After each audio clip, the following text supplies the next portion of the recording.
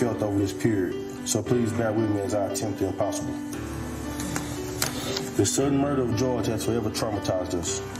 You may see us cry, but the full extent of our pain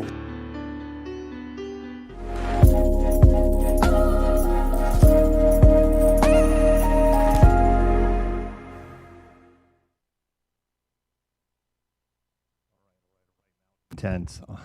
We're just going to go ahead and dive right into it. unimaginable as the defendant's decision to take the life of a human being with no regard for the effect it may have on others. Although Chauvin will be sentenced today and spend time in prison, he will have the luxury of seeing his family again, talking to them, and he will likely get to spend time with them upon his release. These are all luxuries that my young cousin Gianna was robbed of when Chauvin made the active decision to kill our father. There will be no more birthday parties, no graduations, holiday gatherings, or other family celebrations. The laughter, hugs, guidance, advice, sense of security, and those opportunities to simply say I love you are forever gone.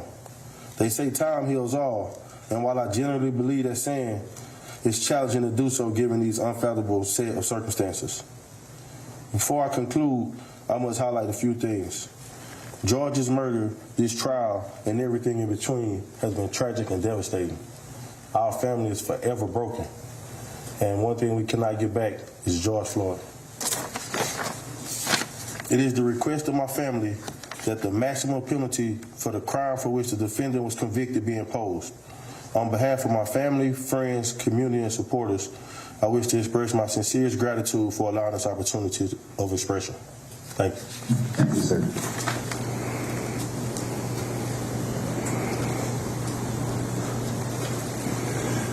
Your Honor, first, just for the record, this wonderful lady standing here is a Hennepin County victim advocate. Ms. Boswell is well known to the court. Yes, thank you, Judge. And so, Your Honor, we'll next hear from the brother of George Floyd, Mr. Terrence Floyd.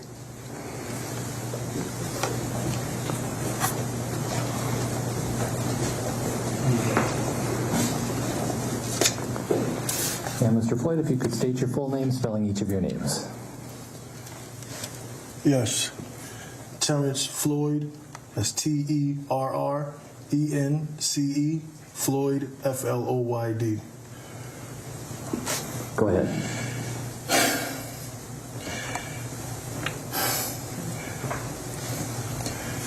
I'm here representing my brother.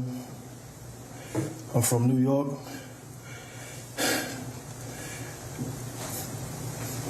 On May 25th, 2020, my brother was murdered, everyone knows, by Derek Chauvin. The facts of this case were proven beyond a reasonable doubt, and 3 guilty verdicts have been rendered.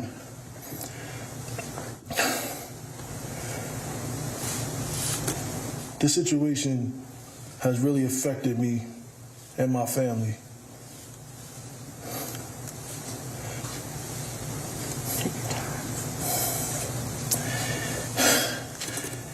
Any family member that has went through this, we are part of a fraternity of families, and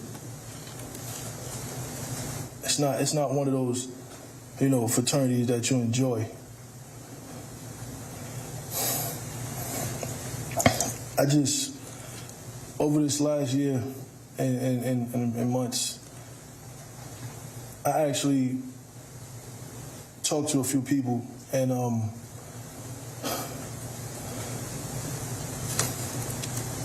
I wanted to know from the man himself why. What were you thinking? What was going through your head when you had your knee on my brother's neck? Why when you knew that he posed no threat anymore, he was handcuffed, why you didn't at least get up? Why you stayed there?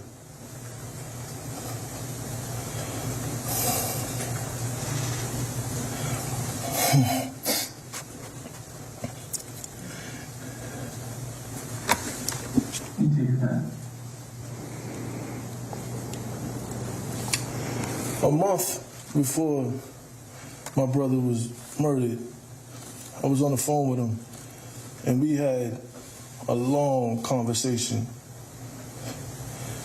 And as I looked at the video of my niece, the last conversation me and my brother had was he wanted to have play dates. He wanted to plan play dates with Gianna and my daughter. And we started setting it up. That can't happen. And I have to, my daughter's still young, but I still have to explain to her because this is history. This is a case everybody knows about. So she's gonna find out, and I'm gonna have to explain that to her. And I think that's, to me, harder than even just standing here, that I have to talk to my daughter and tell her, about her niece, about her uncle, about the situation. That's basically reliving it all over again, years down the line.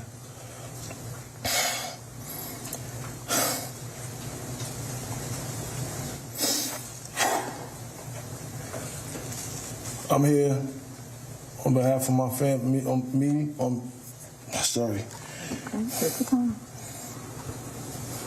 behalf of me and my family, we seek the maximum penalty. We don't want to see no more slaps on the wrists. We've been through that already. In my community, in my culture, we've been through that already. Smacked on the wrist. No. Because if it was us, if the roles was reversed, there wouldn't be no case. It would have been open and shut. We'd have been under the jail for murdering somebody. So we asked for that same penalty for Derek Chauvin. Thank you. Thank you, sir.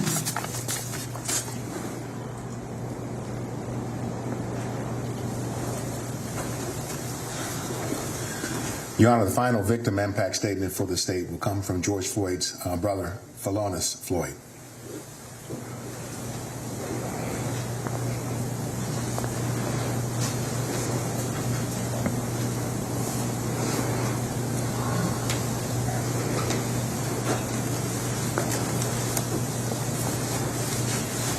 And sir, if you could begin by giving us your full name and spell each of your names, and I have permitted you to use your phone because you have notes on it. Is that correct? Yes, sir. All right. And you may proceed when you're ready. Giving us your full name first. Phalonis Floyd, spelled Philonise. Last name Floyd, Floyd. And you may proceed.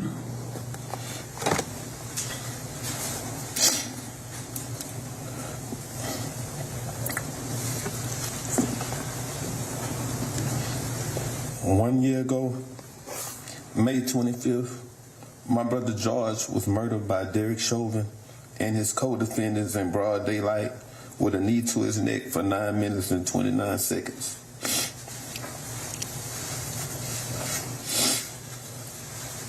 I was a trucker, and immediately my life changed forever. I began to speak to the world for George from the United Nations, Africa, Canada, Japan, and so many other countries. Every day, I have begged for justice to be served, reliving the execution of George, while others begged and pleaded for Officer Chauvin to simply just allow George to take a breath. I haven't had a real night's sleep because of the nightmares I constantly have hearing my brother beg and plead for his life over and over again. Even saying, "They going to kill me. Please, officer." Screaming for our mom. I have had to sit through each day of Officer Derek Chauvin's trial and watch the video of George dying for hours over and over again. For an entire year, I had to relive George being tortured to death every hour of the day, only taking naps and not knowing what a good night's sleep is anymore. I've been lifting my voice tirelessly every day so that George's death will not be in vain. Honorable Judge Peter K. Hill, I thank you for allowing me to share this today. George's life mattered. So my family and I, most of all, my niece, Gianna,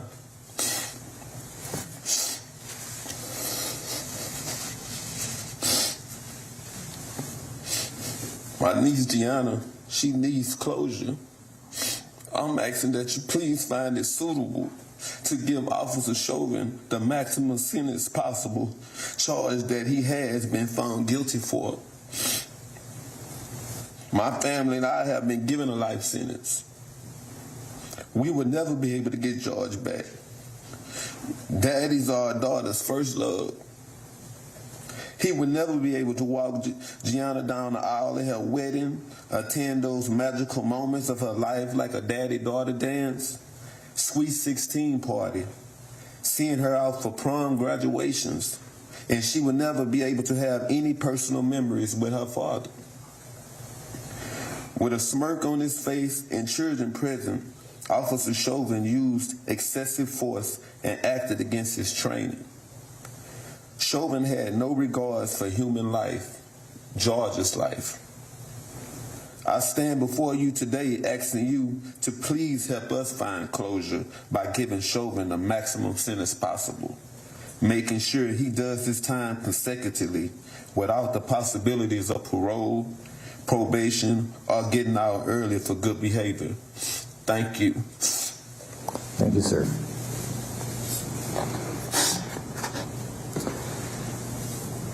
Mr. Frank.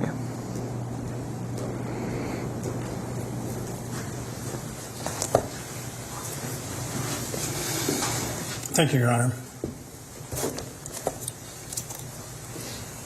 Here today, of course, for sentencing, gives us an opportunity to speak about other matters that I think are involved in sentencing and where we are in the criminal justice system in the processing of this case.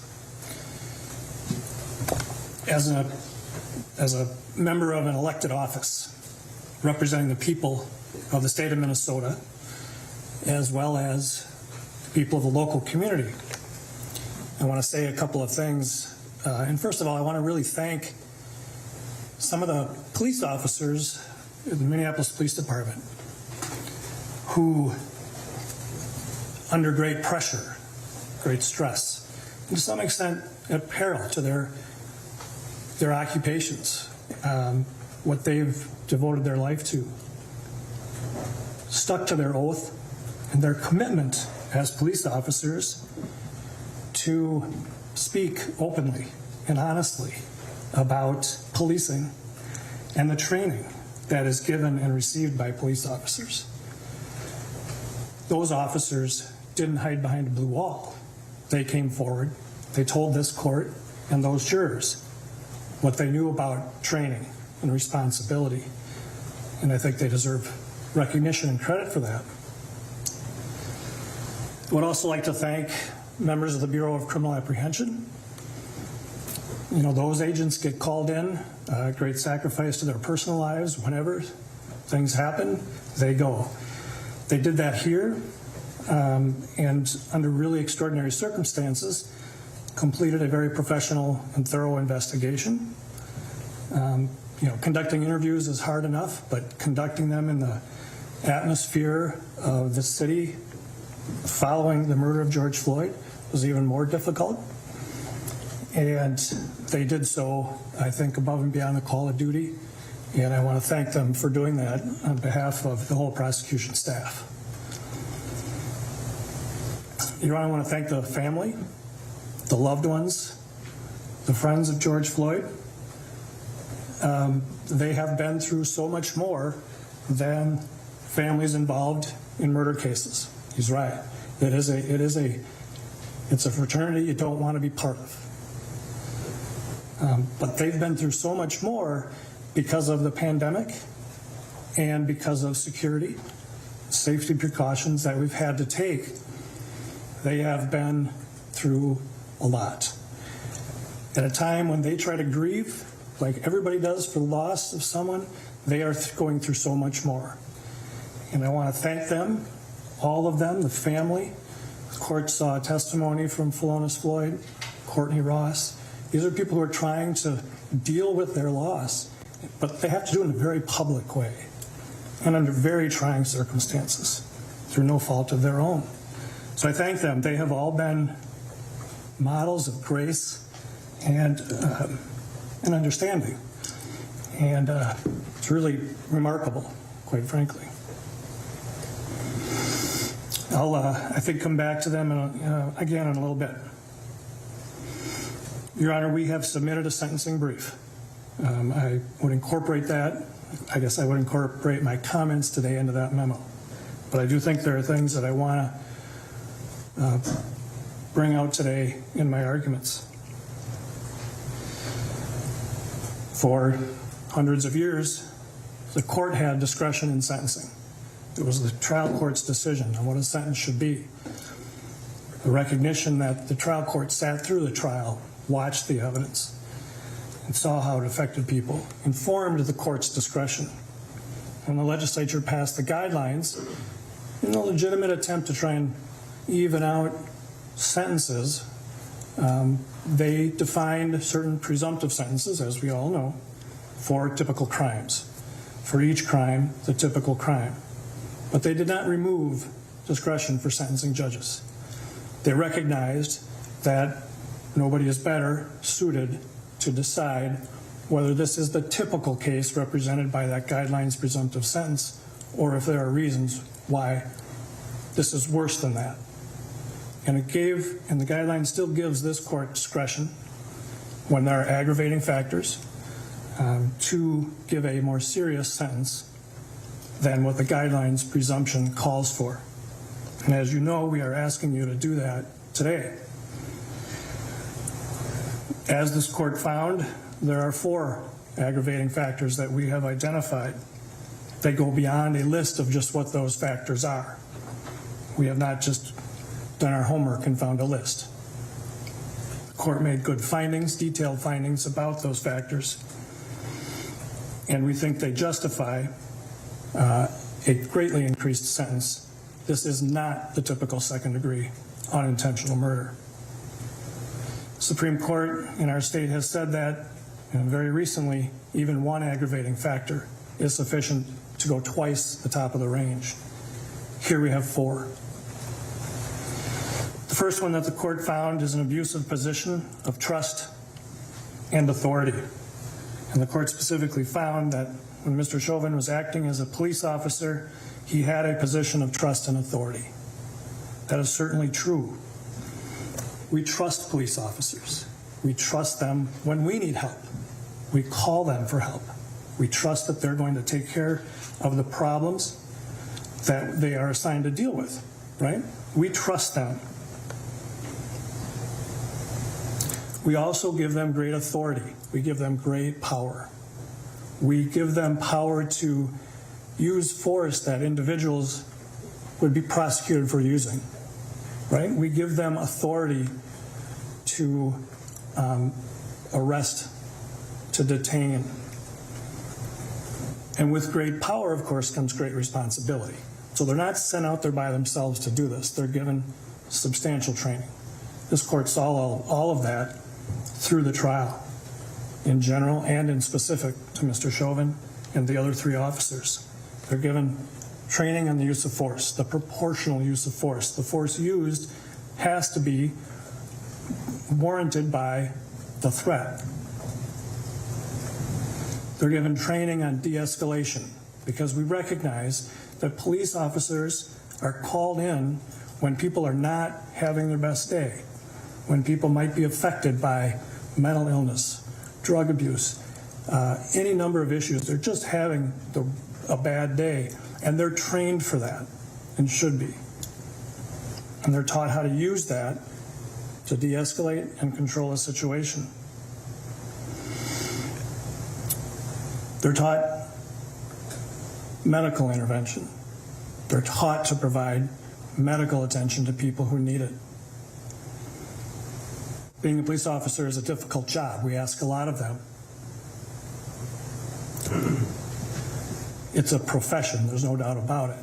but we give them a substantial amount of training, and most officers do it right.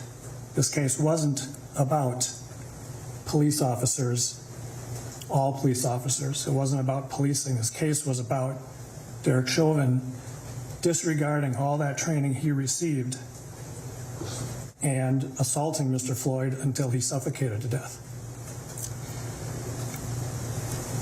One of the things that you heard, Your Honor, and the jurors heard that can really encapsulate, I think, a very important issue here. 7 words: in your custody, it's in your care. And it's a real simple mantra. It's a real easy thing to remember. If you're going to take custody of somebody, you have to provide care. You have to do it in a caring way. You can't simply disregard their care. Mr. Chauvin abused his position of trust and authority as a police officer by doing just that, just disregarding all his training.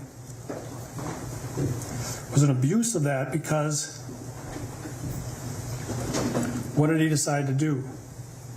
We often are forced in this, criminal justice system to infer people's state of mind by their conduct and their statements. What was Derek Chauvin's end game here? What was the plan? It seems apparent the plan was hold him down until we can dump him in an ambulance and no longer have him be our problem. You recall he said to Charles McMillan, "He's a big guy, might be on something." That's it. He held Mr. Floyd down as Mr. Floyd begged for his life. He had the other officers help in that regard. And rather than doing the simple expedient of putting him on his side, he said, yeah, He was dismissive to that duty of care.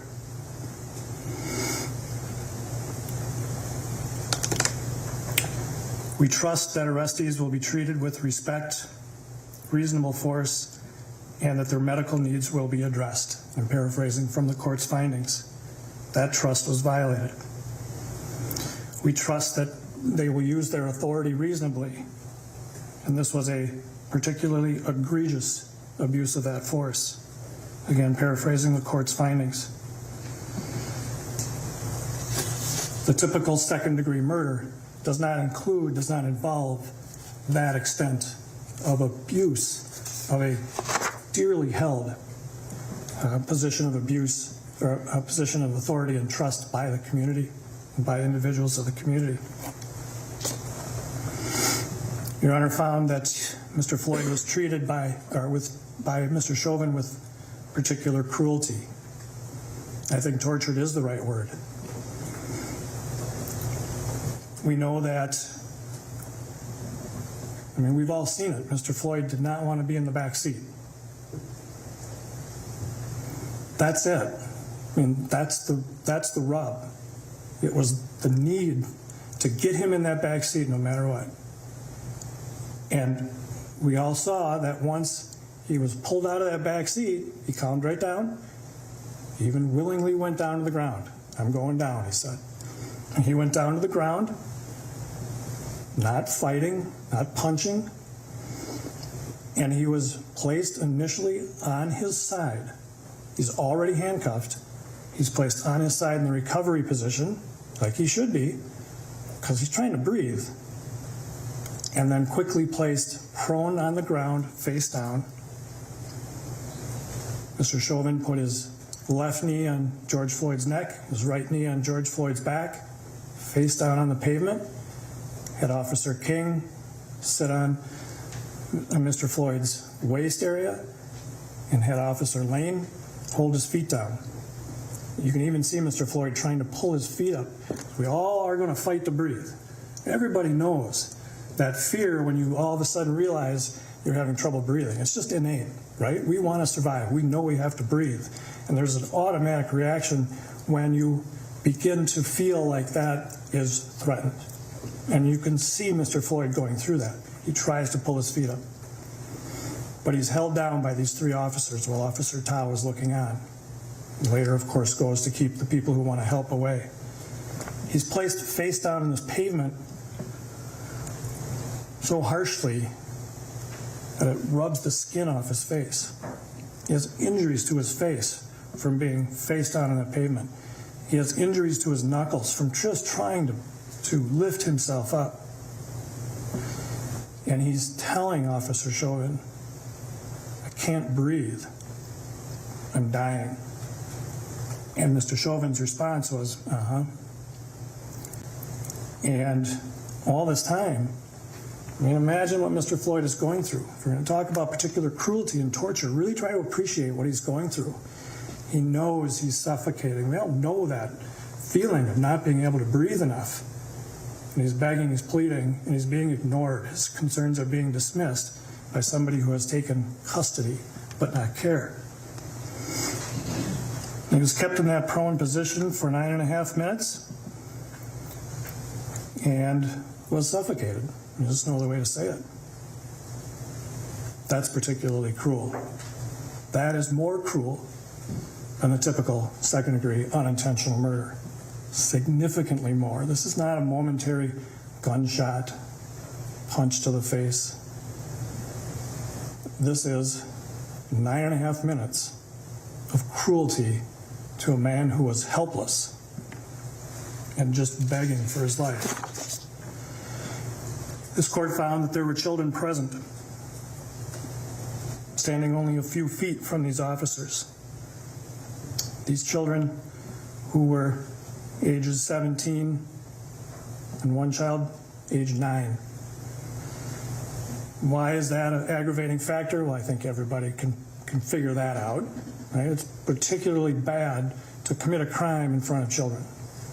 We've heard a lot of academia about the development of the young brain and how long it can take. And here you got a couple of teenage girls and a 9-year-old girl. How are they going to process this? Standing feet from a man being suffocated by police officers. Such a stark sight that one of the children even says, "We got to call the police on the police." How do you process that as a 9-year-old?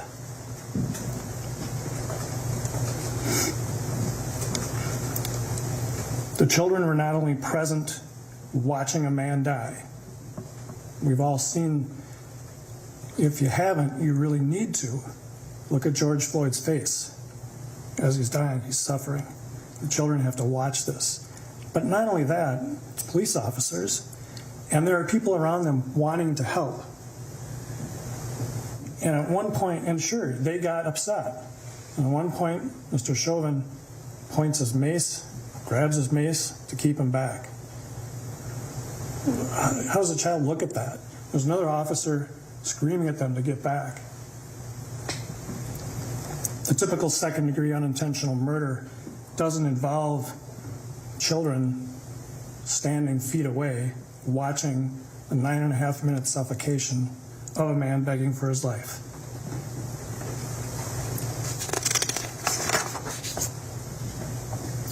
This court also made a finding that the defendant committed the offense with the involvement of 3 or more other persons. Lane and King were involved directly in the restraint, and that Tao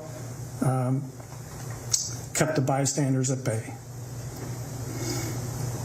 I've already talked a little bit about Lane and King's role in holding Mr. Floyd down. They recognized that he was pulseless, that Mr. Floyd was pulseless at one point, and yet really made no effort to take care of the person in their custody. Officer Tao watched most of the suffocation and then only went over to keep people from giving help.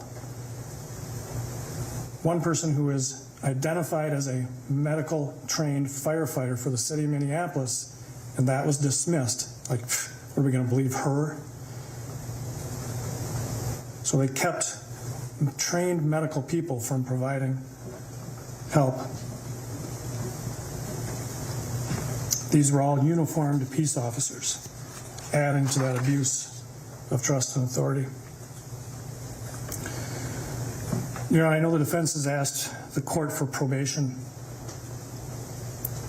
I'm not going to spend a lot of time arguing that. It's so outside of the realm of, I think, real possibility. This is a murder. I understand some of the arguments made on behalf of Mr. Chauvin. I understand, well, no, I can't understand what his family members and friends are going through. I can't. But it's certainly not enough for a departure to probation for a second-degree murder. We believe, Your Honor, that these 4 aggravating factors and the findings that the court has made certainly justify an upward departure. Because there are 4 of them, not standing alone, but in a sense, not overlapping, but coming together to show this is not the typical second-degree murder. This is egregious. And this justifies a double upward departure. From the top of the box, which is 180 months, we're asking the court to do a double departure, recognizing all 4 factors, to 360 months. As I mentioned before, Your Honor, this is sentencing. This is the time for victims, right? This is the time for the loved ones of the victim and the community to have a say. Again, I commend this family. I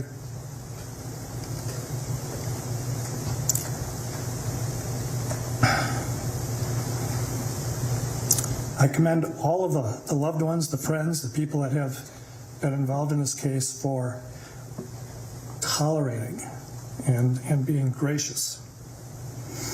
None of this, of course, can bring George Floyd back. That's very true. But this is the time for our criminal justice system to say, we hear you. This is the time for their criminal justice system to say, we recognize that this harm you're going through is real, and while we can't feel what you're feeling, we know we can do what your criminal justice system should do and recognize the severity of this crime and reflect that in the sentence to be given. It's time for this criminal justice system to say, we recognize this is more serious than the typical second-degree unintentional murder. The 4 reasons the court found reflect that and give this court more than an adequate basis to do that. Your Honor, we ask the court to impose a sentence of 360 months, commitment to the Commissioner of Corrections. As you know, Your Honor, there are no fines in murder cases. And we would ask the court just to reserve the issue of restitution, so we can clarify that with the family and present that to the court for 30 days. Thank you, Your Honor. Anything further from the state? No, Your Honor. Okay. Mr. Nelson. I'm sorry. Mr. Blackwell? I'm sorry, Your Honor, just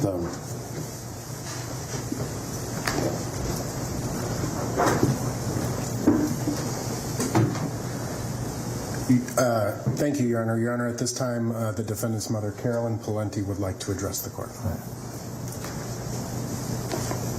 If you could state your full name, spelling each of your names, and proceed when you're ready.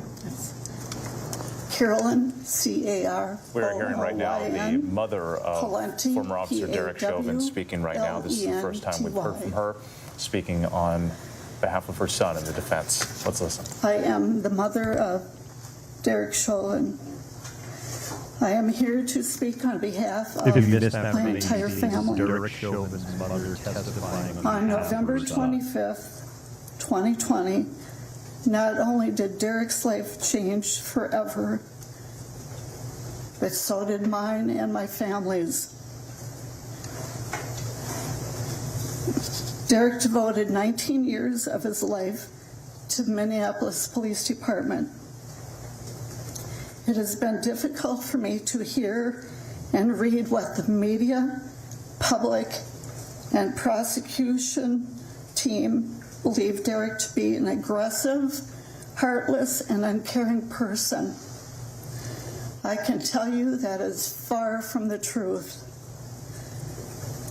My son's identity has also been reduced to that as a racist. I want this court to know that none of these things are true and that my son is a good man. Derek always dedicated his life and time to the police department. Even on his days off, he would call in to see if they needed help. Derek is a quiet, thoughtful, honorable, and selfless man. He has a big heart, and he always has put others before his own. The public will never know the loving and caring man he is, but his family does. Even though I have not spoken publicly, I have always supported him 100% and always will. Derek has played over and over in his head the events of that day. I've seen the toll it has taken on him. I believe a lengthy sentence will not serve Derek well. When you sentence my son, you will also be sentencing me.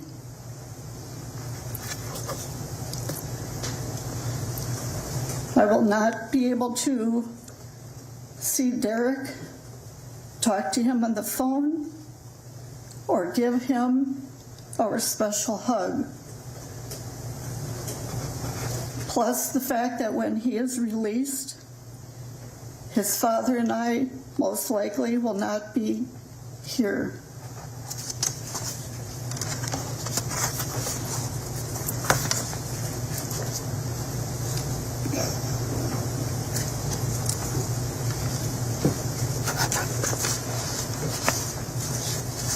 Derek, my happiest moment is when I gave birth to you.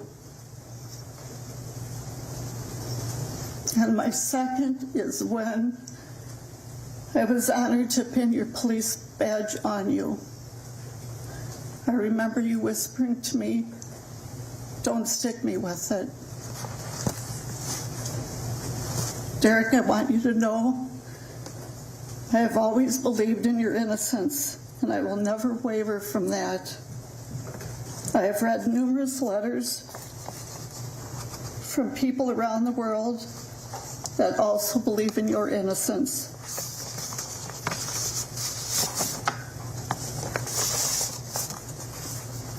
No matter where you go, where you are, I will always be there to visit you.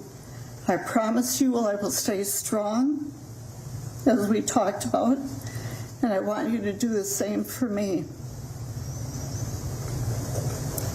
I will do what you told me to do, take care of myself, so I will be here for you when you come home. Remember, there is no stronger bond or love than a mother's love. And one final thought I want you to remember. Remember, you are my favorite son. Thank you for your time. Thank you. Mr. Nelson.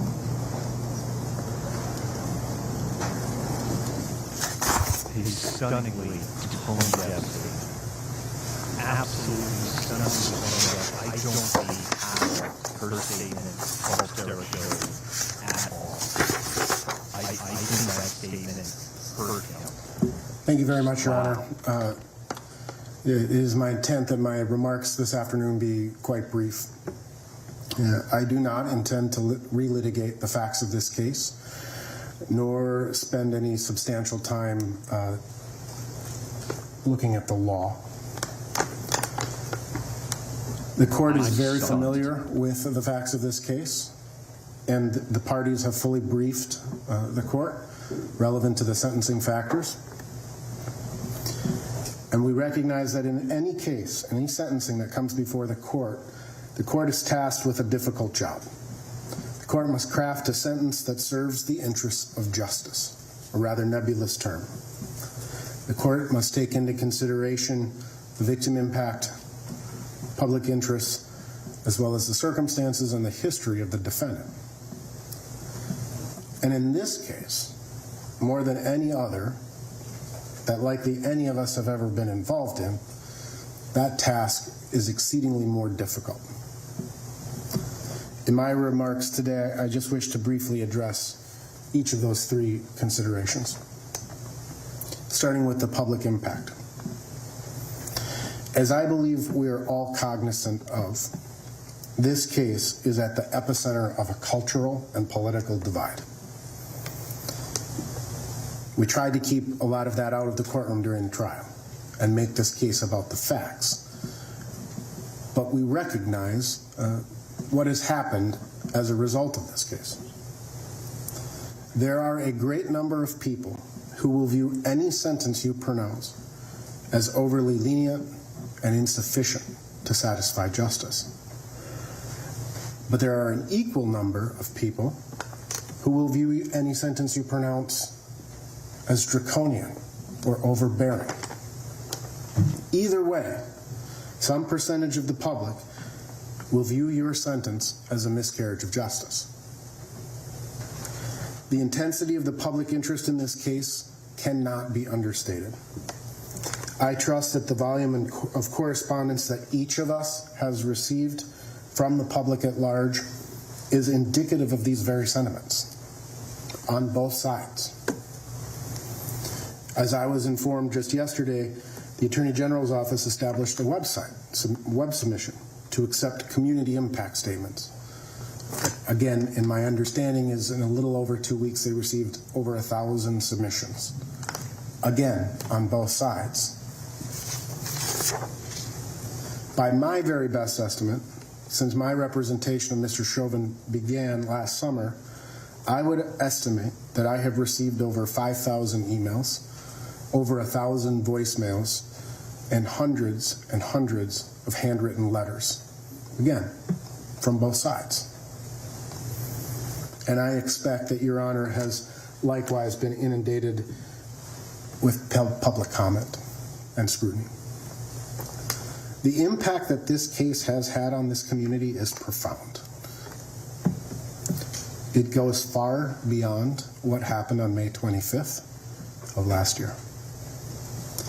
It has been at the forefront of our national consciousness, and it has weaved its way into nearly every facet of our lives, from the entertainment that we consume to the presidential politics,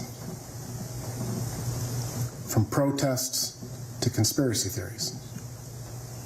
In the end, it is my sincere hope that when this proverbial dust settles, the community impact brings forth principled debate and civil public discourse, and ultimately leaves a positive effect on the city of Minneapolis, the state of Minnesota, and the United States. But nevertheless, while this court may consider the community impact, it is for these very same reasons that the court must turn to the foundational legal principles and remember that justice is blind. Law is built on reason and common sense, and it cannot be permitted to be assailed by public opinion. Turning to the second consideration, which is the victim impact, the death of George Floyd. The death of George Floyd was tragic. He is loved by his family members. He is loved by his friends. And his death is justifiably mourned by those whose lives he impacted. He is a son, a brother, a father, an uncle, and a friend to many. And as the court heard today, the impact and the loss of his life, simply just, it can't be simplified. And it will take time. Finally, Your Honor, the court must take into consideration, just like it has to take into consideration the aggravating factors, it needs to take into consideration the mitigating factors. And the mitigating factors as set forth by the sentencing guidelines really point to the TROG analysis, essentially, ultimately in this case. I'm not going to spend a lot of time, again, arguing for a probationary sentence. That's briefed. But that being said, when we look at the TROG factors, Who is Derek Chauvin? Derek Chauvin spent 19 years as a Minneapolis police officer. He loved being a police officer. I was contacted during the course of my representation and have had numerous conversations with his fellow police officers or fellow police officers that worked with Derek, some retired, some still active. And they told me that he was a solid police officer, that he did his job, that if somebody asked him to do a particular task, he never complained, he did it. One person told me that one of his sergeants told me that if I had asked him to dig a ditch for 8 hours, he would have picked up a shovel and he would have never complained for a second. He would have done his job. He was decorated as a police officer, multiple life-saving awards. He was decorated for valor. He was proud to be a police officer because what he liked to do was help people. And as the statistics show, the vast majority of police work is helping people. He was proud to be a Minneapolis police officer. He served his country as the United States in the United States Army. And he too is a son, and a brother, and a father, and a friend. He too, his life, the life he's lived, he's not coming into this as a career criminal with 6 points, 5 points, 4 points. He's coming into this never having violated the law because he lived an honorable life and he attempted to live an honorable life. Derek Chauvin was not even scheduled to work on May 25th, 2020. He volunteered because there was short staffing at the time. I know from numerous conversations that I've had with Derek that his brain is littered with what ifs. What if I just had not agreed to go in that day? What if things had gone differently? What if I never responded to that call? What if, what if, what if? The truth of the matter is, and the end result is that we are here after a jury verdict, finding him guilty of these offenses. And the court's consideration should not only be focused on the aggravating factors, but the mitigating factors as well. The Minnesota Sentencing Guidelines Commission was established for a reason. And yes, the court in circumstances like these has discretion to go beyond and aggravate a sentence beyond the presumptive sentences established by the sentencing guidelines. But the sentencing guidelines don't differentiate between second-degree murders. Someone robs a liquor store, a police officer is involved in an incident, and a person dies in police custody. The law presumes, the legislature presumes, that the sentencing guidelines as established is a sufficient penalty for all of the second-degree murder categories or cases you would see. From 2019 back to 2010, a total of 90 people were sentenced for second-degree murder. Those sentences, those people, there were more than that, but people who had a 0 criminal history score, more than 90 people were sentenced. 67%, or 60 of those 90 people, received a guideline sentence of 150 months. So 2/3 of all people in this same position received a guideline sentence. 20% received an aggravated sentence, 18 of the 90, and 13% or 12 individuals were granted mitigated departures. So if the legislature and the intent of the sentencing guidelines is to eliminate sentencing disparity, the law should presume that the guideline sentence is what is appropriate in this case. Judge may take You may take into consideration at this point those aggravating factors, but you have to counterbalance them, which is the goal of the law, with the mitigating factors. I know that this has been an incredibly difficult case for the Floyd family to have to endure. The state of Minnesota, likewise, the prosecutors in this case have endured quite a bit, as has Mr. Chauvin's family. This is a case that has changed the world to some degree, and I hope it's positive. But it's my hope that the court follows the sentencing guidelines, applies the law in a reasoned manner, and imposes a just sentence. Thank you, Mr. Chauvin. Would you join Mr. Nelson at the lectern?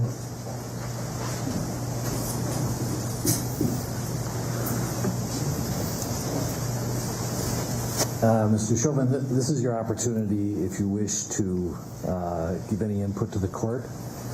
And so I turn it over to you and your attorney. Thank you, Your Honor.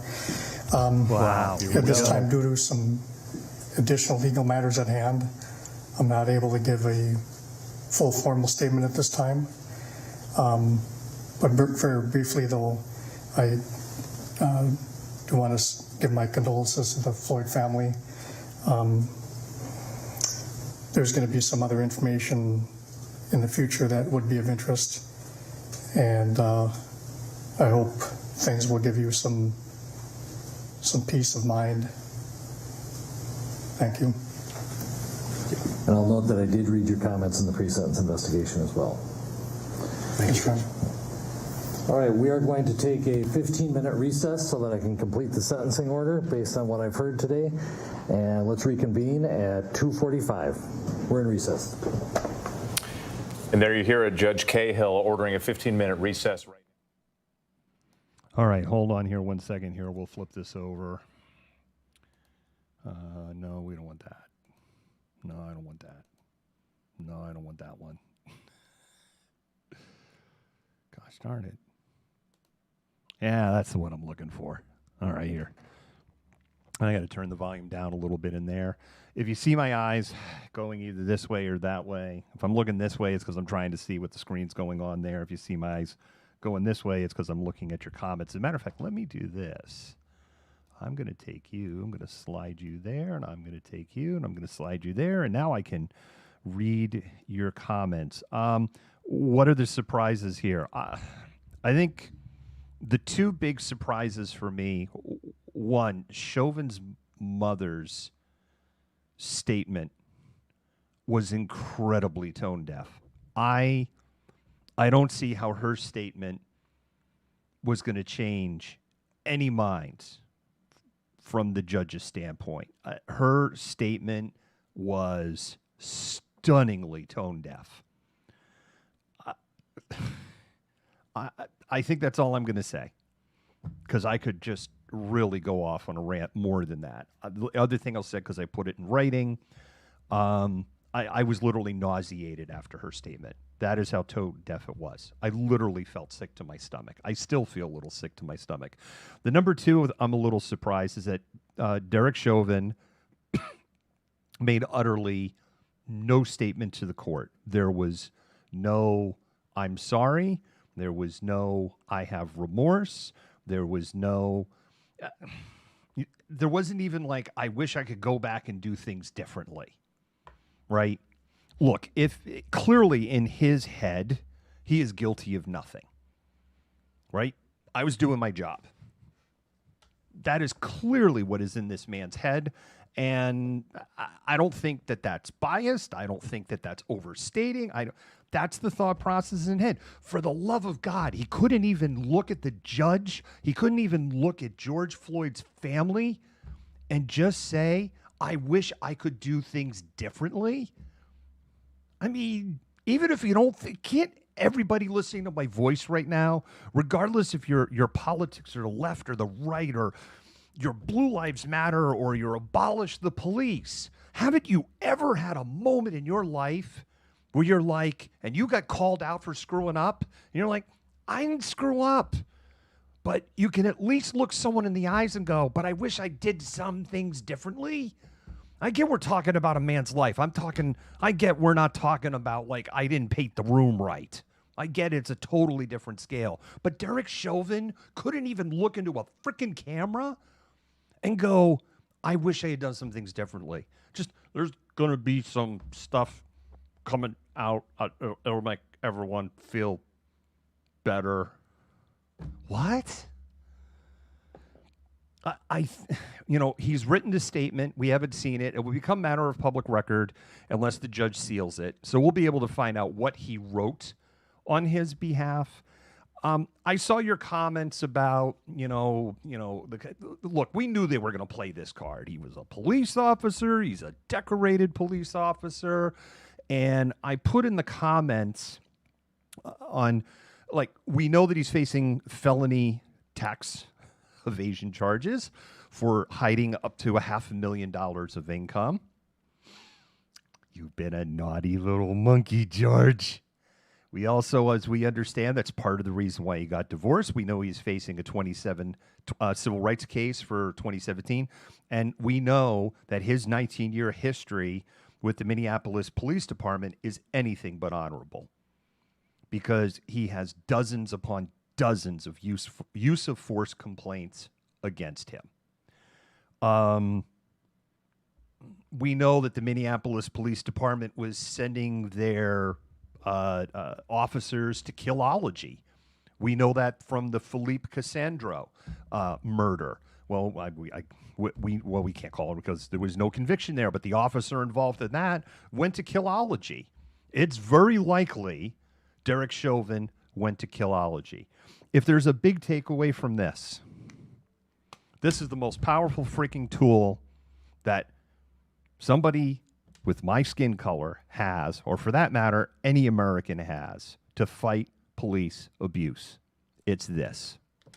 Film, film, film, film. There's video. We had put it up on our Facebook page. You can go to Facebook, whack malcontentment. God, we have so many, like, our social media managers, like, we need to get these all lined up on the same ones. And I'm like, I know. It kind of grew organically. Anyway, you can find us on Facebook as Malcontent News. We have a link. You don't have to scroll down too far. It was just a couple of days ago out of South Carolina where a woman filmed with amazing bravery. We have another case out of California where this California highway patrol officer follows a mixed-race young man to the backyard. The mixed-race young man is there as a guest. He is there to meet his girlfriend. The young man, as the officer, is like going to put him in custody for no reason, only because he looks like a burglar. His crime of looking like a burglar in broad daylight was his skin be black and he was wearing a black hoodie. Can't make this shit up. It's all on camera. It's all friggin' on camera. And the 16-year-old kid who is standing distance away from the officer is literally texting the girlfriend saying, hey, can you come out here to the backyard so this officer and he gets tasered. And the officer handcuffs him. And if there wasn't this security camera in the backyard that filmed and audio recorded the whole thing, the officer would be free to write up whatever. Oh, he resisted arrest. That's how he hit his head on the fire pit when I tasered him over and over again. He was resisting arrest. I saw him trying to break a window. That's what the story would be. So we're in a 15-minute recess. They're talking over there. If you're just tuning in, we are streaming. We are live. We are waiting for the Derek Chauvin sentencing. The hearing component of this is done. Part that you missed, we were just coming on the air. Gianna, I hope I'm pronouncing her name correctly. I speak perfect American. I freely admit that. George Floyd's daughter opened with a statement. She did it remotely. She was not in court, and she did it kind of over a cell phone where they were just holding the cell phone up to the microphone. And as a young child, basically, I miss my dad. They talked a little about the things that she missed. She doesn't understand, right? You can clearly understand that she doesn't understand and listening to that. We missed that part. You missed that part. I heard it as we were getting on the air. How do we keep cops from becoming jaded? Cops are set up for failure. Look, I'll jump on this one. Cops are set up for failure. I've said this. Anybody who watches me knows I have said this before. We had this up, above when I was stating my positions on defund versus abolition, what I think we should do. Here in Seattle, 98.7% of calls into 911 are non-violent crime calls. And now you go, violent crime, murder. No. Violent crime can be defined all the way down to fourth degree assault. And malcontents may remember back on January 24th, I basically filmed me going through fourth degree assault here in Kirkland. We basically live streamed it, right? And I was like, and the person that did it is the one who called 911. And 911 got there, and I'm like, guys, I don't know what to talk to you about this, all right? Sure, you want to take a picture of my bruised ass to help take a picture of my bruised ass. People that don't know what you're talking about, someone let them up in the comments. I basically had to have the Kirkland Police Department take pictures of my bruised ass because I got hit by, anyway, right? Fourth degree assault, violent crime. So 98.7% of 911 calls here in Seattle aren't related to it's as stupid as like my neighbor is blocking my driveway with their car and I don't know what to do and I want the police to come here, because we have been so ingrained as a society that and we don't want to deal with people that, oh my goodness, I can't possibly go knock on the neighbor's door and talk to him like a human being and go, would you mind moving your car because you have your car parked in front of my driveway and I have to leave to go to work. And if the neighbor says F you, we don't have the balls to call the tow truck, right? Because, well, they're legally blocking the driveway, which would then probably motivate the neighbor to finally show up with their car keys. Oh, no, we got to call 911 and get the police to come out and deal with this crap. The other thing is, don't forget, but there's still the 1.3% chance. Because only something like 8% of that 1.3%, a tiny part of those calls, the police arriving and the violent crime is actually going on. Almost all 911 calls are after the fact. We hear this in the right-wing talking points, right? Whenever you bring up the idea of gun control, you're stupid if you don't own a gun. Who's going to protect you? You call 911, the cops don't show up until 20 minutes later. They don't stop any crime. I stop crime with my rifle wife, right? But then if you go, okay, the police don't stop crime, so maybe we should defund the police and maybe we should change the police force so they actually are not set up for failure. Oh my God, no, because who's going to prevent crime? My brain hurts.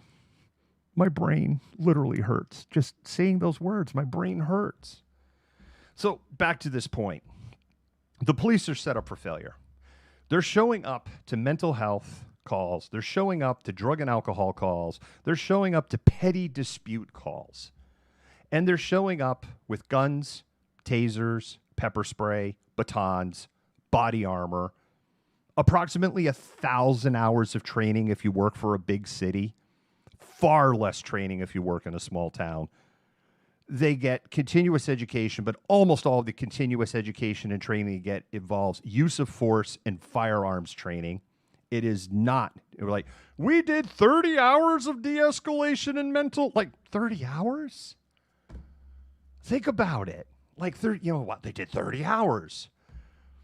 And how many hours did you spend at the gun range last year? Both either with the department or on your own? Well, I enjoy shooting. I don't enjoy sitting in class listening to woo-woo, how to treat a man. I just hit him with the baton, and then I deal with it later. They're set up for failure. We saw this in Philadelphia last year. We already forgot about Philadelphia? We already forgot about Phil. I can't even tell the person's name because there's been so many goddamn names. Philadelphia police are called. Man is bipolar. He's in a mental health crisis. The people that call 911 in Philadelphia specifically say, we do not want the police. We need an ambulance. We need fire here. They are mentally ill. They need help. The Philadelphia 911 Center is supposed to have a mental health professional there under contract to take those specific calls. They didn't have one that day. What does the 911 dispatcher do? Doesn't send the fire, sends the police department. 2 police officers show up. They have nightsticks and guns. They don't even have pepper spray or tasers. The family doesn't even want to sue. They shoot them dead. And they face no criminal charges, and the family said they don't want him to face criminal charges, not because, and the son was shot to death in front of his mother. And the mother still didn't want to press charges. It had nothing to do with fear. It had nothing to do with respect. What it had to do with is those cops had no other option. They were set up for failure the second the 911 dispatchers sent them over there. And this is our system. It works perfectly. It's a beautiful, wonderful, amazing, perfect system. And it needs to be torn down to the ground. And here's my concern, and it isn't directed to the people that are watching this, because yes, and it was his own family that called DeMonte. It wasn't like some person, or they're yelling in the street. You know, it's like, you see someone having a mental health crisis or drug crisis, you know what the best thing you can do is? Don't call 911. That's like number one. Do not call 911. Seattle has Health One now. We have 2 units. They're getting ready to start a third.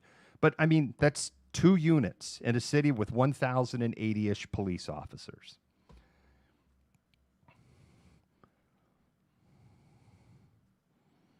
Courtney, in the case of those 2 officers, you're right. They did have an option, which was to continue to back off and walk away. You are right. But their training, their protocol, because they have a thing in police, the 21-foot rule.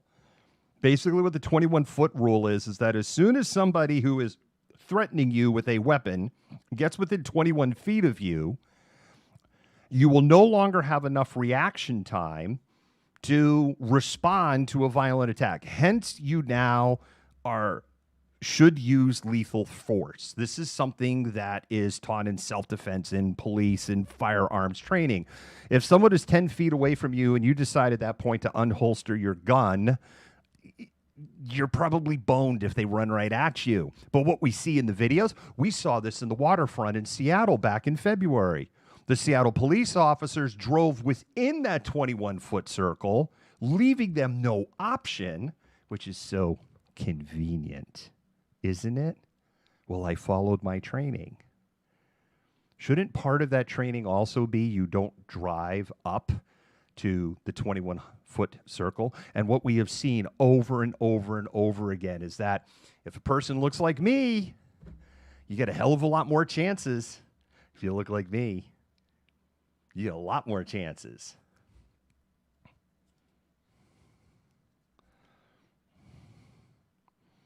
Amante, my wife works at a trauma hospital as a doctor. They talk people down off of the metaphorical ledge every friggin' day. They don't need guns or batons or pepper spray. A lot of times they don't even need happy juice, as they call it there. A lot of times it's just de-escalate and negotiate. But when you go through life being told everything is a nail, then everything looks like, then you become a hammer. Then you become a hammer.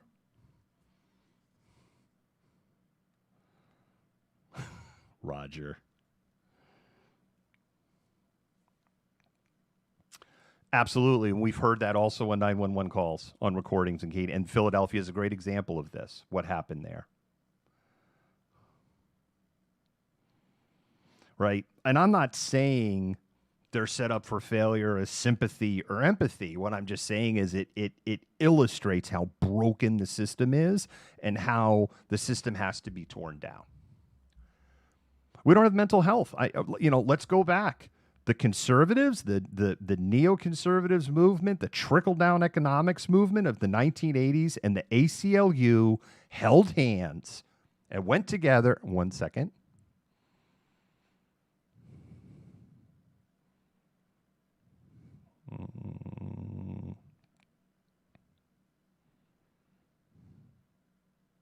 Okay. I'm watching over here, and the Reagan administration and the ACLU walked in hands and basically completely dismantled the public mental health system in the United States, which had its own problems at that time, but was fixable. And basically, if you could get through 24 hours without wanting to kill yourself or wanting to kill someone, like really, really wanting to, yeet. And you could put on your pants. Didn't matter if you put on your pants backwards and it was soaked in your own urines and feces, and you could get food in your face. They were putting you on the street. And that's what we did. And we dismantled this entire system. And here we are 40 years later, and the mental health system in our country is back to the 1800s. Our mental health hospitals are prisons. Our mental health professionals are police officers. And this is the other part where they're set up to fail. If you talk with police officers, almost all of them are going to tell you, I do not want to be a mental health professional. I did not sign up to this job to be a mental health professional. I don't want to deal with people in mental health crisis. I don't want to have to sort out arguments between husbands and wives.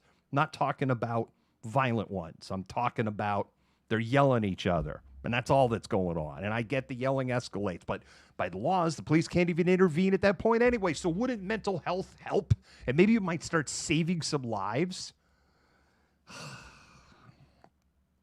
It's so frustrating.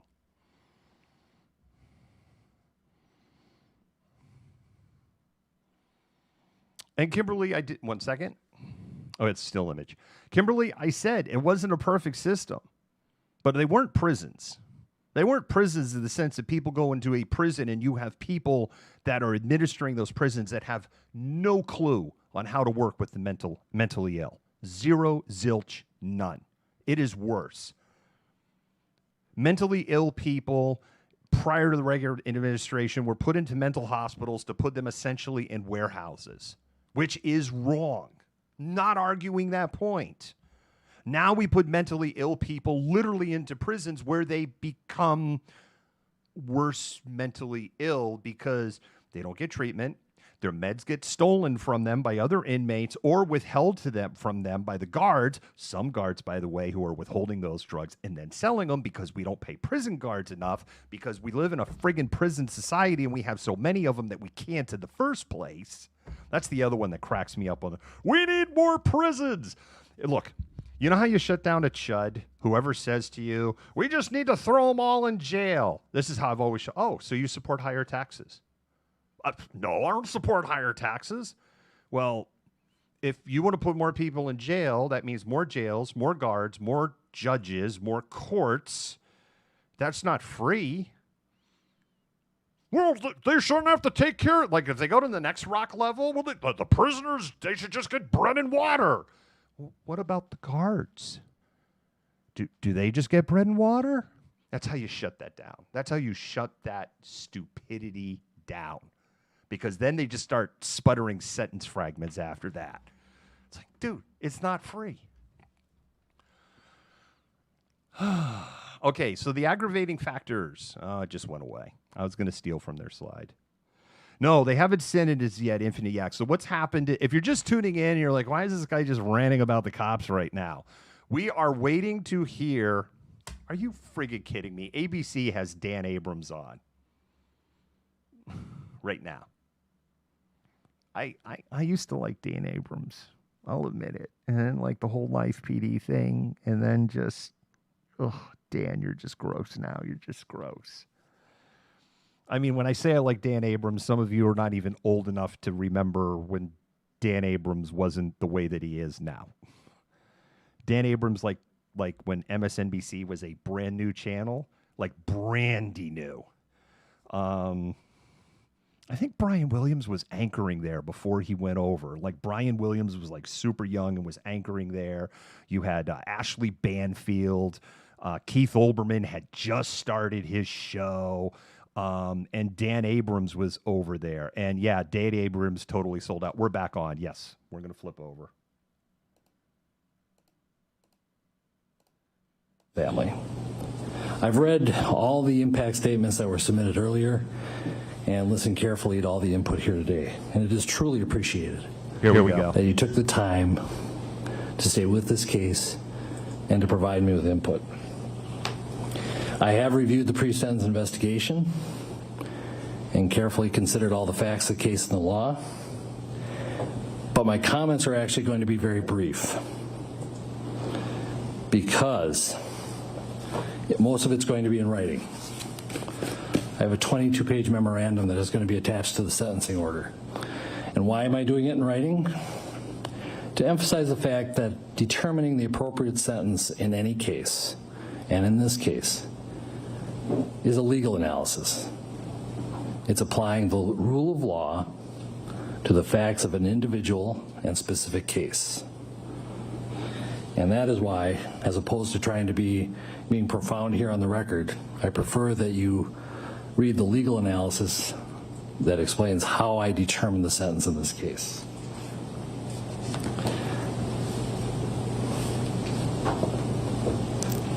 What the case is, or what the sentence is not based on, is emotion or sympathy. But at the same time, I want to acknowledge the deep and tremendous pain that all the families are feeling, especially the Floyd family. You have our sympathies. And I acknowledge and hear the pain that you are feeling. I acknowledge the pain not only of those in this courtroom, but the Floyd family who are outside this courtroom and other members of the community. It has been painful throughout Hennepin County, throughout the state of Minnesota, and even the country. But most importantly, we need to recognize the pain of the Floyd family. I'm not going to attempt to be profound or clever because it's not the appropriate time.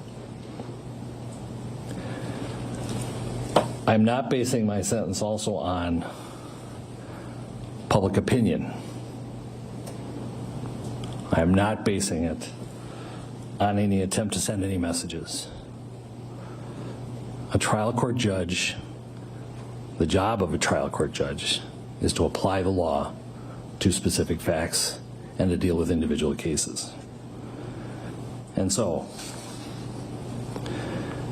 Mr. Chauvin, as to count one, based on the verdict of the jury finding you guilty of unintentional second-degree murder while committing a felony under Minnesota Statute 609.19 subdivision 2 paren 1, it is the judgment of the court that you now stand convicted of that offense. Pursuant to Minnesota Statute section 609.04, counts 2 and 3 will remain unadjudicated as they are lesser offenses of count 1. As sentenced for count 1, the court commits you to the custody of the Commissioner of Corrections for a period of 270 months. That's 270. That is a 10-year addition to the presumptive sentence of 150 months. This is based on your abuse of a position of trust and authority, and also the particular cruelty shown to George Floyd. You are granted credit for 199 days already served. Pay the mandatory surcharge of $78 to be paid from prison wages. You're prohibited from possessing firearms, ammunition, or explosives for the remainder of your life. Provide a DNA sample as required by law. Register as a predatory offender as required by law. And then you will receive a copy of the order and also the attached memorandum explaining the court's analysis. Anything further from the state? If this needs to be said, we just ask that it be executed forthwith. Defendant is remanded to the custody of the sheriff to be transported back to the DOC or whichever custody is currently holding him. Anything for the defense? No, Your Honor. All right. Thank you. We are adjourned. And there you have it, the sentence passed down from Judge Peter Cahill. He said that his words would be brief, and they were. 22 and a half years when you add up the months that he just... All right. See, I don't know. What are people's... Okay. Who watch Happy Hour? What do you think about having the microphone like this at Happy Hour? Because I have a lot less mute button issues with this microphone. I noticed that. Got the switch. See? Mute's off. Mute's off. See? Let me know in the comments. I'm a little adverse to it because I think it actually pulls from production value. But I will say the mute button's a lot easier on this. If you haven't watched this before, I have serious mute button issues. I also will say we're not having mute button issues because we aren't playing a bunch of video clips that we have to listen to at the same time when they're playing. So that's something that does impact that. We don't want the feedback coming through there. All right, 22 and a half years. People, the initial responses I was seeing in your comments was, that seems fair. I know some people were like, I know I put like, I'm getting some sketch vibes of what he was saying. Then he made some statement about, I'm dealing with facts. And so I started to type, well, that's so much for the idea of probation. That's not happening. So Derek Chauvin sentenced to 22 and a half years. Here's the significance, I think. Here's the biggest significance of 22 and a half years. He has no appeal. I don't see how he and his legal team can say this was, try to appeal the sentence as a violation of his constitutional rights, his Eighth Amendment rights against cruel and unusual punishment. I get it. I know the comments are going to blow up. I'm doing legal analysis. I am not defending him. I'm dealing with facts, as the lawyer said. At least he didn't exactly have that what the hell just happened look on his face. The $78, I'm like, the two things, it's funny because the comments have blown up on the same thing. Predatory offender, I'm not exactly sure what that means. I would have to look it up. It's a Minnesota law thing, right? It's not a federal law thing. This is a Minnesota law thing. He will never be allowed to own a firearm again. He will never be allowed to be a police officer again. He, in theory, could get his right to vote restored. It is up to each individual state. I don't understand what predatory offender is, but apparently he will need to register with the courts wherever he lives in the town that he lives in as a predatory offender. And he owes $78 to the court that he has to work off in prison labor, which that's kind of gross. It's the only, the whole look, a lot of us are going, but again, he's not the only one singled out for the $78 that he has to pay back with prison labor, right? This is kind of that 13th Amendment grossness. I'm consistent in my values when I see something I don't like.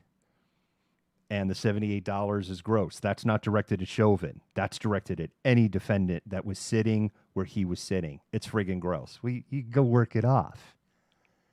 Because now that you're a prisoner, yeah, the 13th Amendment says you're right. Go read the 13th Amendment.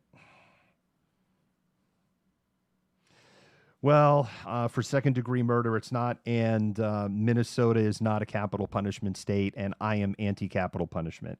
I'm flat out anti. Here's my view on capital punishment. I'm just going to put it out there. I used to be pro-capital punishment. I've talked before. I was a Reagan Democrat. Like, when I was a wee little lad, when I was in college, I was conservative. And you'll only get more conservative as you get older. Yeah, that's a lie. You get more conservative as you get older if you don't continue to educate yourself and read and travel and understand the world. And as you start understanding things, you tend to get more liberal as you go. And I've gotten more liberal as I've gotten. I'm pretty feral at this point. But I used to be pro death penalty. But my view has always been consistent on the death penalty. If you were going to play God, and when you are giving the death penalty, you are playing God. You are in judgment. You are playing God. And if you're going to play God, then damn it, your error percentage on the death penalty has to be 0.000%. There is no 5 nines. There are no oops. We got it wrong. And maybe 20 years ago, 15 years at the most, but maybe around 20 years ago, I mean, that's a long time, right?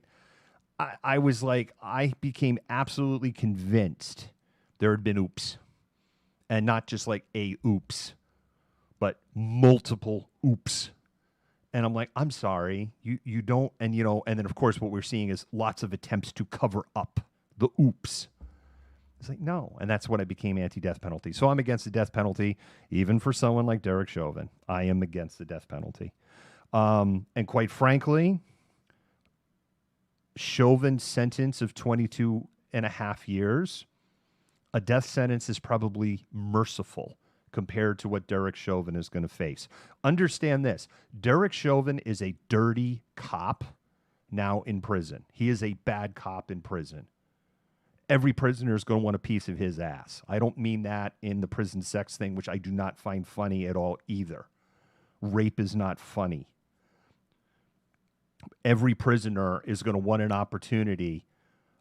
Very cool. Thank you for ever put it. I know it just about blew up the whole wall in the comments.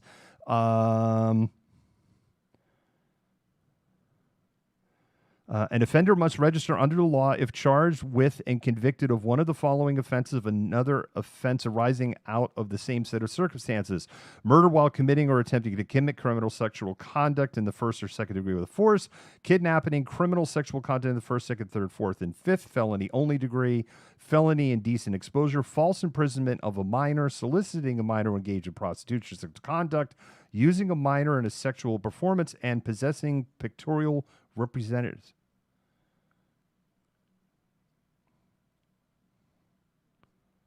An offender must register the law if charged with one of the following offenders that is murder.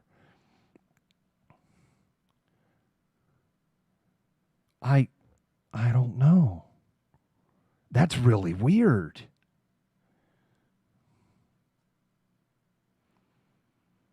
Like I don't know why the judge says that. So, okay. Yeah, he'll be put in ANSEG. He'll be put in segregation, protective PC, protective custody, ANSEG, SEG, whatever prison term you want to use, so that the prisoners can get him. But then that means he can't be left alone or have someone take their eyes off of him for even 1 minute. Because if they do, something bad could happen to him. And guards are already overworked. And Derek Chauvin is going to be a pain in the ass to the guards because of the fact that they cannot leave Chauvin alone for 1 friggin' minute. Chauvin cannot go to the shower alone. Chauvin can't go into the yard for his 1 hour without somebody eyes on him and ready to be within that 21-foot circle. And the guards are going to hate it. Jeffrey Dahmer went to prison in Minnesota. Jeffrey Dahmer had to go to ANSEG. Jeffrey Dahmer, the guards hated him for different reasons. I totally get it. And look what happened to Dahmer. Hey, Jeff, go clean this. You're going to go clean the bathroom by yourself. But we're going to go walk away and leave the door unlocked. And think about the psychological toll. I'm not giving empathy. But, it goes back to this is why I asked the question earlier about if you really want to abolish prisons, there is a paradox here of wanting to see someone like Derek Chauvin imprisoned. Look at what COVID did to the national psyche in 15 months, and we weren't in solitary confinement, right? We had our families. You could still go to the store even if you had to wear a mask. And for probably the first 3 months, we were like, oh my God, you're going to kill me and give me the plague. But you at least could still see other people. You could still talk to a cashier. Really appreciate you being here today. How's your day going, right? You could at least have the chit chat with the stranger. You could watch someone like me. He could interact in the comments. He doesn't have any of that, nor does anyone else in solitary confinement. People go out of their fucking minds in solitary confinement. Derek Chauvin is looking at 22 and a half years in a dark hole by himself where everyone around him is going to want him dead. That's what he has to look forward to. Death penalty would have been merciful in comparison to what he's got. And there is this paradox to abolition. And it's the $78. I don't mean to cart back to it, but I think that makes me consistent in my views. It's totally gross. I would think it's gross for anyone. Like $78? It's like, what, the state doesn't have $78. Carly, the reason, that's a great question. Carly Quinn, I'm seeing your question. The reason he was only charged in it was adjudicated to the higher charge. Derek Chauvin got 3 criminal convictions, but it was for the same crime, the murder of George Floyd. The highest level of that crime was the second-degree murder. Hence, he is only charged for second-degree murder. What the prosecutor did is, that's called charge stacking. What's charge stacking is it gives the jury an opportunity to consider multiple crimes for the same crime, because a mistake sometimes prosecutors make on purpose, they'll do is like, well, we're just going to go ahead and say it's second-degree murder. Let's do that scenario. We're charging them with second-degree murder and nothing else. When the jury goes to deliberate, their instructions will be, you are deliberating for second-degree murder, and that is it.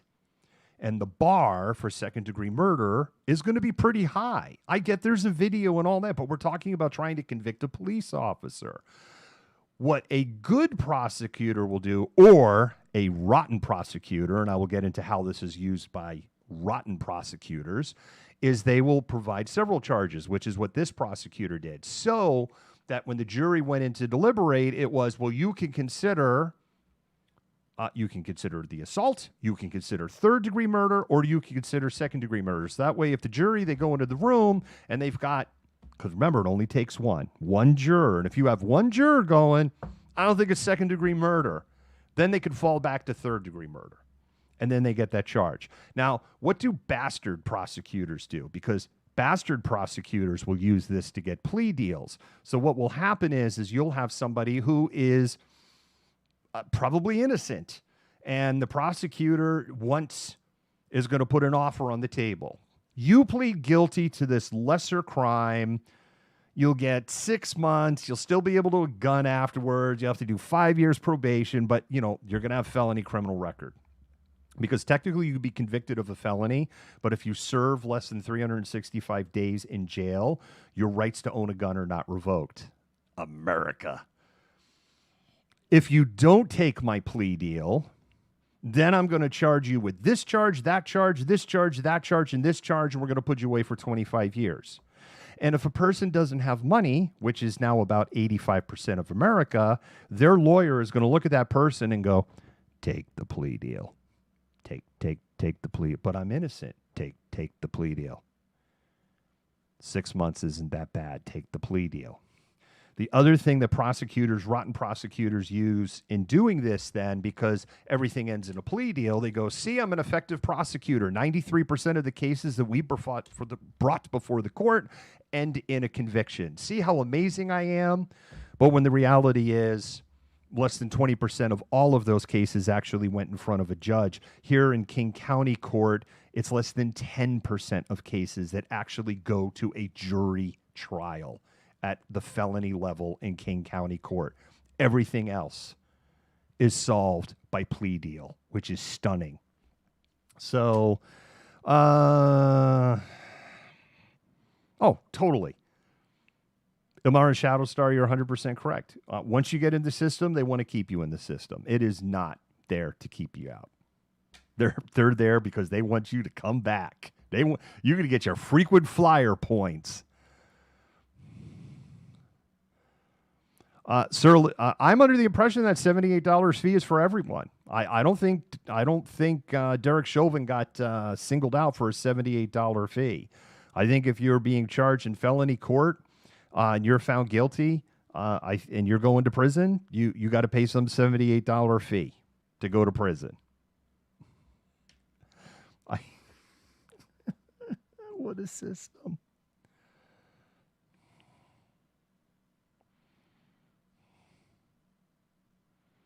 I have no idea what he said. More things are going to come out. I don't know.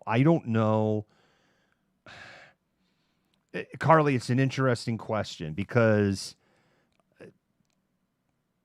he made no statement for mercy. He made no statement for accountability. He made no even half-ass statement for accountability. Like, if I were Derek Chauvin's lawyer, right, my counsel would be, at least on the statement, is, even if he's like, but I don't want to do it, I'd be like, you need to go up and say sincerely, I wish I had done things differently that day. You're not admitting guilt when you say that. All you're just saying is you wish if you went back in a time machine and you were in that moment, you might do some things differently. I don't know if it's going to get you something, but it's certainly going to play nice on the news.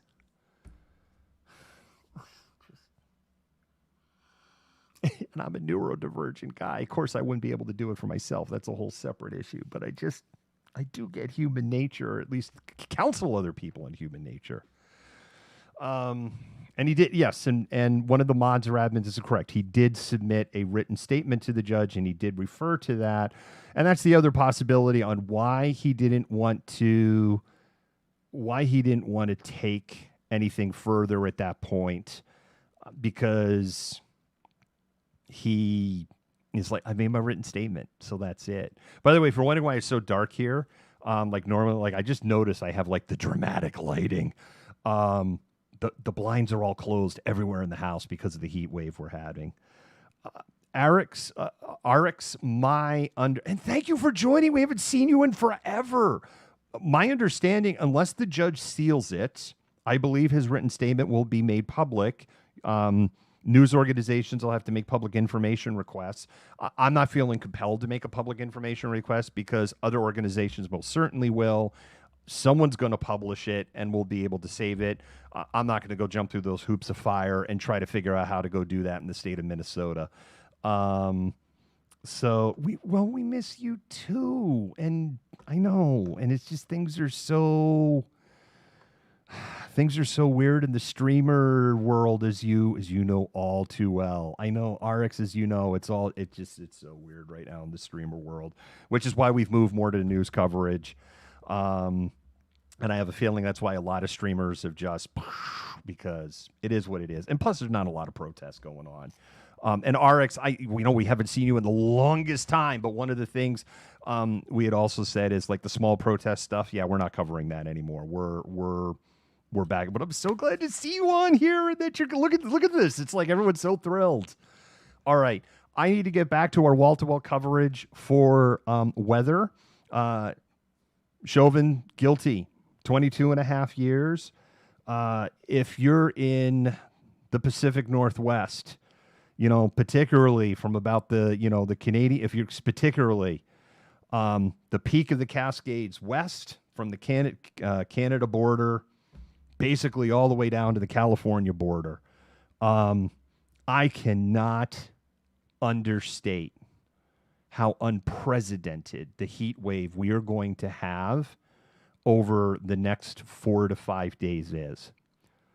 I sat and stared at the computer models this morning because I'm having to up the temperatures every day.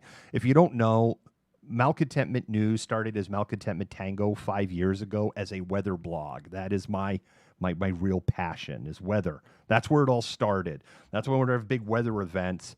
And I know people probably associate us more with kind of leftist news, social justice, and that's why whenever the weather happens, I'm like, don't worry, we're going to go back to social justice stuff, but oh my God, weather.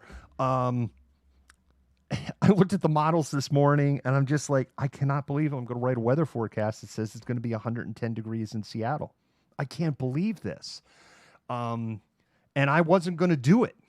And I saw some other forecasters were showing 110, and I'm like, all right. They're looking at the models, and they're looking at the same models I'm looking at. Some of them get to look, someone like Cliff Mass has access to a lot more data than I do, or Scott Siskel. Scott left Como. Scott's over at Fox. Scott. I mean, I know, man. It pains me to say it. Scott Siskel is He's a great meteorologist, and he's over at Fox Q13, and the great articles that he was writing over at Como, he's now writing over at Fox Q13. I hate to give Fox Q13 a plug for anything, but if you just go there to read Scott Siskel's stuff, Scott's amazing. He really is. And Scott, if you're like, who the hell is Scott Siskel? He is an old school meteorologist. He doesn't go on TV. He is like a true scientific meteorologist who is behind the scenes and does the weather forecasts. And so he's really good. Yeah, Pam, 110 Monday. Yeah, 110 on Monday, and I am not the only forecaster that's saying it. It's so weird to call myself a forecaster because I don't think people associate with that with me anymore. We are doing a huge water collection in Kirkland. We're doing, and it's become huge, bigly, huge, gigantic. We, based on commitments from people that are emailing me, we are already filled a truck. We're already over 1,500 bottles. And so, like, we're over 1,500 bottles. That isn't to say don't come. We have 2 more trucks committed, and we have some other people that will be showing up, apparently maybe with some minivans. No, we've never been 110 shell. The hottest it was July 29, 2009. We were 103 degrees. A lot of people, if you were here for the 103 degrees, it was awful. We had 3 days. I think it was 98, 103, and like 97. I know the third day I get fuzzy. I don't know if it was 97 or 96, but we had 3 days. And it was hell on earth. It really was. And I was in a house with no air conditioning. It was just awful. And that's the other thing. We are the least air-conditioned city in the United States. Less than 40% of single-family residents, so homes, apartments, condos, have air conditioning. And we have the 3rd largest unhomed population in the United States. This is going to... It's bad. This is bad. Sunday, Monday, in particular, really bad. And here's the thing. Like, people are fixating on the 110. Sunday night, the low will be about 75. The normal high for Sunday is 73. So our low temperature will be higher than the normal low temperature for the day. I got to word this carefully. The lowest maximum temperature? Yes. The lowest maximum temperature, that's how you're supposed to word this. I looked it up because I really struggle explaining this. The lowest maximum temperature in Seattle's history is 71 degrees. We're going to obliterate it. So there is no relief at night. This is really, really serious. Shelley, I agree. I totally think that we're going to see some heat-related deaths. Yes, and that's another thing. Blood donations. There is a critical, massive, huge need for blood donations. And the other thing, when you get hot weather like this, you get what Dr. Mrs. Malcontent started adopting this language. You get, hold my beer and watch this. And you get the people going, hold my beer and watch this, and they go to the emergency room and stuff. And Dr. Mrs. Malcontent is on call on Sunday. And I suspect that she will be having to go into work on Sunday. Sorry, honey. I'm knocking on wood on that, but I know I just put the curse on. It's done. I got a crap ton to do, so we're going to shut it down. I got real work to do, and I've got stories I've got to get up, and I have to go look at more weather models because I've been obsessing over weather models.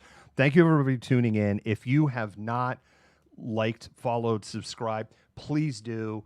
We're only like 200 people away from 10,000 on Facebook. And if we can get to 10,000 on Facebook, we actually can start working getting off of Facebook. I know it doesn't make any sense, but we can actually start pointing people in dynamic ways more to the website and be a lot less dependent upon Facebook as a platform because Facebook is evil. Anyway, I love y'all. I love everybody. I got to go. Be good to each other. Derek Chauvin, guilty. We already knew that. 22 and a half years. And it feels right. I guess that's the best way to put it. I'm not going to say that it's fair, but it feels